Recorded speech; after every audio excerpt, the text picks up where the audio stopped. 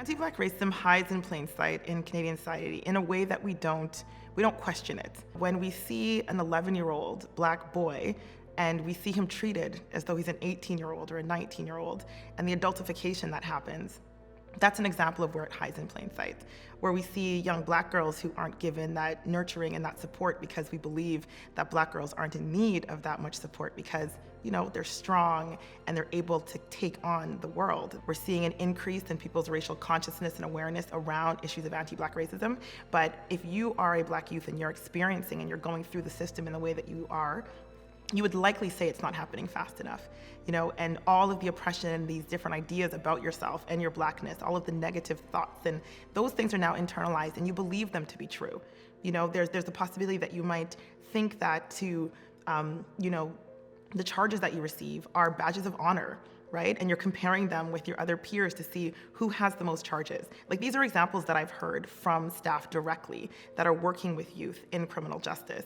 And you have to stop and give pause. Why is that happening? Is that an example of internalized oppression? And if you're not familiar with what internalized oppression is, how it operates, this program here, this course that you're taking, will give you an opportunity to be able to see and identify what it is so that you can, have ways of communicating and talking with those youth to find other ways of having them see themselves in a positive life. So if you're a Black youth and you have spent, all of your time in school being told that you're less than, that you're not smart enough, that you're not good enough, eventually you start to believe that to be very much the truth. So by the time you get into contact potentially with the criminal justice system, you believe that that is where you're supposed to be. Those are the images that have been put forward in terms of what opportunities are available for you. So if you're not able to, say, be an athlete, then what else? If you're not able to be a rapper, then what are your opportunities? So we have to think about the images that Black youth are always like digesting and then internalizing, and then we're seeing the outcomes. In the same way that there are people who are marginalized, depending on their spheres of marginality, whether it's race, gender, sexual orientation, and they internalize the oppression that's affiliated with their social group based on their social location, there's also internalized dominance. So those that occupy spaces of being dominant, right, of having power.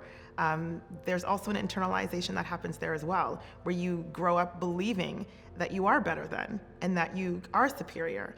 And it might be difficult for people to articulate that. You might think that you're better than people based on your racial identity. But unfortunately, in the same way that internalized oppression operates, it's the messaging that you've been receiving and that others have been receiving throughout their entire lifespan. The youth that are experiencing internalized oppression, it's very much real for them.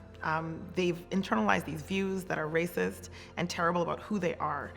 It's impacted their self-esteem, their sense of self-worth. So when they find somebody who could be in a position of authority or someone who they feel they can confide and trust in, it's important to not dismiss the things that they bring to your attention. It's important to hear them, to listen to them, to amplify their voices, to give them opportunities to really articulate their feelings, and work alongside with them to problem solve, to come up with solutions based on what they think might be the best thing for them to overcome some of the issues that they're facing surrounding internalized oppression.